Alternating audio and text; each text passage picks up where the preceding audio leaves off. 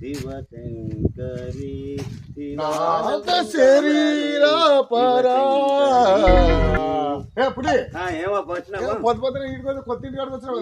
బేదాలు చెప్పింటే వాళ్ళు ఏమో ఇంకా రాలేదు. అవునా? ఏం చేయాలన్నప్ప ఊరికే సగం పని పెట్టుకున్నారు. కాదు ఏమి చిన్నప్పుడు నేను ట్యూషన్ తోలలేదు ఈ రోజు. నువ్వు ఏం చెప్తున్నావు? చదువు బాగా చెప్తున్నాను అబ్బా, అన్ని చెప్తున్నా, ఊరి పేర్లు కూడా చెప్తున్నా, ఆ కొండ ఈ కొండ మధ్యలో ఏ కొండ ఉందనేది కూడా చెప్తున్నా. నీ చదువు చెప్పింటే వాడు నా మనముడు, వాళ్ళు అవుతాకపోతాడా? ఆ కొండ ఈ కొండ అంటాడు, నడమ అన్న కొండ అంటాడు. నువ్వు చెప్పే చదువు ఇదే, ప్రతి ఒక్కరు రాని ఇంటికి అదే అనేది. ఆ కొండ ఈ కొండ నడ అనకొండ అనకొండ అంటున్నాడా? ఇది తప్ప ఇంకా వాడికి ఒక్క మాట రాదు, అచ్చనం రాదు. నేను అది కాదు చెప్పింది మనకి. అది కొండ ఇది కొండ మధ్యలో నల్లగొండ అనే ఊరుంది అనేసి ఆ కొండ ఈ కొండ మధ్యలో నల్లగొండ అని చెప్పిన, నాట్ అనకొండ. అన్నకొండ అన్న తప్ప వానికి ఇంకా వేరేది ఏమీ రాదు. నీకు ఇంక నీ దగ్గరికి రాడు. నువ్వు చదువు నా మనం చెప్పేది అవసరం లేదమ్మా. ఎవరమ్మా? అది కాదా మన ఊరు నమ్ముకొని ఇంతలా ట్యూషన్ పెట్టుకున్నాను నేను. ఈ పొద్దు మీరు ఇట్లా చేస్తే నేను ఏడపోయి బతకల్లా. కానీ బుద్ధి లేనిది ఇట్లా నాకు చెప్పేది పిల్లలకి. ఏం చెప్తున్నాను? సర్లే అనుకున్నాను ఇది. ఆ ఫీజు అన్న ఇయ్యబ్బా, ఇంకా కొండల గురించి బుద్ధి లేనాడు ఇటువంటి లేచిపో. ఫీజు లేదు ఏం లేదు. వాడు అంతా మెంటల్ లిస్ట్ లో మొత్తం అదే కూర్చోపోయింది అనుకోండి అనేది. సరే బుద్ధి లేనాడు పో. వచ్చినాడు ఈయన పెద్ద మాస్టర్. ఏమో అడిగి రావడేనా కదమ్మా?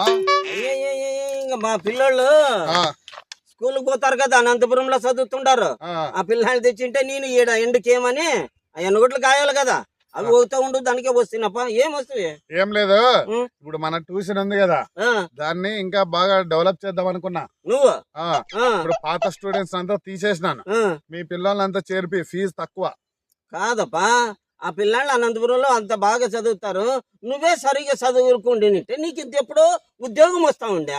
నువ్వేం ఫీజు చెప్తావు? నువ్వు చదివేటప్పుడు అంత ఉండే, ఇప్పుడు చదువు లేని ఏంది లేదు కనుక మీ వాళ్ళందరూ పంపి వాళ్ళని తీర్చిదిద్ది వాళ్ళని ఎక్కడికో తీసుకొని పోతా.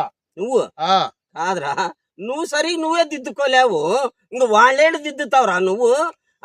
కాదు, నీ చదువుకు ఆ పిల్లలు మెచ్చుతారా ఇప్పుడు?